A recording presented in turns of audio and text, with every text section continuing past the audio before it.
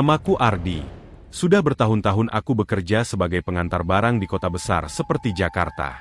Pekerjaanku sederhana. Mengantar paket, memastikan tanda tangan, lalu pergi. Tidak pernah ada yang istimewa. Tidak pernah ada yang benar-benar menakutkan. Sampai hari itu. Hari itu hujan turun sejak pagi. Gerimis yang membuat langit tampak abu-abu dan jalanan berkilau seperti cermin kusam. Aku mendapat satu paket terakhir sebelum pulang. Alamatnya sebuah gedung 20 lantai di kawasan bisnis. Tujuannya lantai 19, unit 19F. Aku sudah beberapa kali datang ke gedung itu. Tapi entah kenapa, hari itu terasa berbeda. Begitu memasuki lobi, suasananya terlalu sunyi. Tidak ada suara percakapan, tidak ada bunyi sepatu, bahkan suara AC pun nyaris tak terdengar. Hanya ada seorang satpam tua di meja resepsionis. "Kemana?" tanyanya tanpa menatapku. Aku pun menjawab, "Ke lantai 19, Pak." Ia terdiam beberapa detik sebelum menunjuk ke arah lift kanan. Yang kiri rusak. Pakai yang itu saja. Aku mengangguk dan berjalan ke lift yang dimaksud. Lampu indikatornya redup.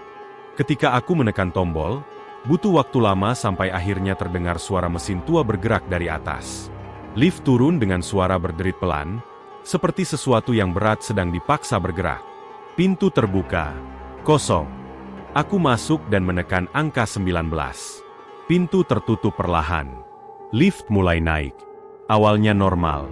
Lantai 5. Lantai 8. Lantai 12. Tiba-tiba lampu di dalam lift berkedip-kedip. Suara mesin berubah menjadi lebih berat. Untuk sesaat, lift seperti berhenti di antara lantai. Lalu bergerak lagi. Saat melewati lantai 18, lift mendadak berhenti. Kemudian, pintu terbuka. Lorong di luar gelap gulita. Tidak ada lampu menyala. Tidak ada suara. Hanya lorong panjang yang tampak seperti lubang hitam. Aku buru-buru menekan tombol tutup. Pintu menutup kembali, dan lift naik satu lantai. Sampai lantai 19.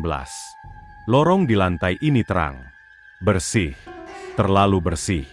Bau pewangi ruangan tercium samar, bercampur aroma dingin yang tidak bisa kujelaskan. Unit 19F berada di ujung lorong. Semakin mendekat, semakin terasa hawa yang tidak wajar. Seperti berdiri di depan lemari pendingin yang pintunya terbuka. Aku mengetuk. Beberapa detik kemudian pintu terbuka. Seorang wanita berdiri di sana. Cantik. Kulitnya pucat bersih. Rambut panjang hitam terurai rapi. Ia mengenakan gaun putih sederhana yang terlihat manis. "Iya?" Suaranya lembut sekali. "Saya dari pengiriman, Bu." Ia tersenyum. Senyum yang tenang. Terlalu tenang. Saat tangannya menyentuh tanganku untuk mengambil paket, aku terkejut. Tangannya sangat dingin. Bukan sekadar dingin karena AC. Tapi dingin seperti es yang lama berada di freezer. Ia mengambil pulpen dariku untuk menandatangani bukti pengiriman. Aku menatap wajahnya lebih lama dari seharusnya. Entah kenapa jantungku berdebar lebih cepat. Mungkin karena ia memang cantik. Mungkin karena suasananya membuatku gugup. Setelah selesai, aku mengucapkan terima kasih dan pergi. Aku kembali ke lift. Turun ke lantai dasar. Keluar dari gedung. Hujan sudah berhenti. Udara terasa lebih dingin dari sebelumnya. Saat hampir sampai ke mobil, tiba-tiba terdengar suara dari belakangku. "Kamu lupa sesuatu." Aku membeku. Suara itu lembut dan sangat familiar. Aku berbalik perlahan. Wanita tadi berdiri beberapa langkah di belakangku. Tersenyum, tangannya terulur, memegang pulpen yang mau dikembalikan kepadaku. Padahal, aku tidak mendengar lift turun lagi. Aku tidak melihat pintu terbuka. Aku tidak melihat siapapun keluar. Dengan tangan gemetar aku mengambil pulpen itu. Saat jari-jariku menyentuh kulitnya, rasa dingin menusuk hingga ke tulang. Dan untuk sepersekian detik, aku melihat sesuatu di matanya. Ia tidak berkedip. Sama sekali tidak berkedip. Aku mengucapkan terima kasih dengan suara tercekat dan segera masuk ke mobil. Saat menyalakan mesin, aku melihat ke kaca spion. Dia masih berdiri di sana, menatapku, tanpa berkedip. Malam itu aku sulit tidur. Setiap kali memejamkan mata, bayangan wajahnya muncul. Senyumnya terasa berbeda sekarang. Bukan manis, tapi kosong. Keesokan harinya, rasa penasaran membuatku kembali ke gedung itu. Aku menghampiri satpam yang sama. "Pak, yang di unit 19F itu siapa ya?" Satpam itu menatapku lama, dan mengatakan unit 19F kosong. "Tidak, Pak. Kemarin saya kirim paket. Ada wanitanya." Wajahnya berubah pucat dan berkata, "Mas bercanda ya?" "Saya serius." Ia terdiam lama sebelum akhirnya berkata pelan, "Unit 19F kosong sejak 3 tahun lalu. Pemiliknya meninggal." Darahku seperti berhenti mengalir. "Meninggal bagaimana?" "Katanya bunuh diri. Jatuh dari lantai 19. Aku tidak tahu harus berkata apa. Satpam itu menatapku dengan mata penuh ketakutan. "Malam sebelum kejadian," lanjutnya, "lift sempat rusak. Katanya sempat berhenti di lantai 18. Padahal lantai 18 sudah lama tidak dipakai." Aku pulang dengan pikiran kacau.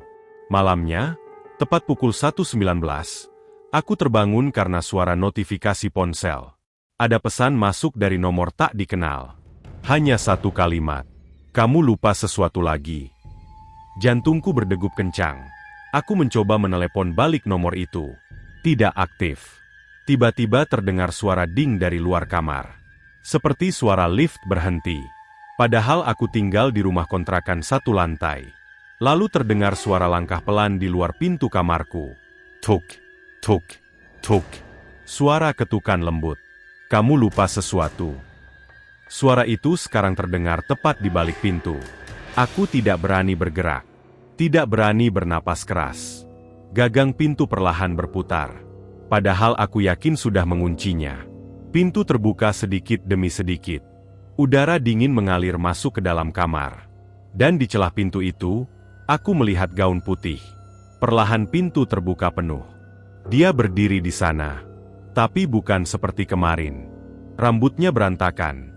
Wajahnya pucat kebiruan, matanya cekung dan hitam pekat. Lehernya miring ke samping dengan sudut yang tidak mungkin dimiliki manusia hidup. Senyumnya melebar perlahan.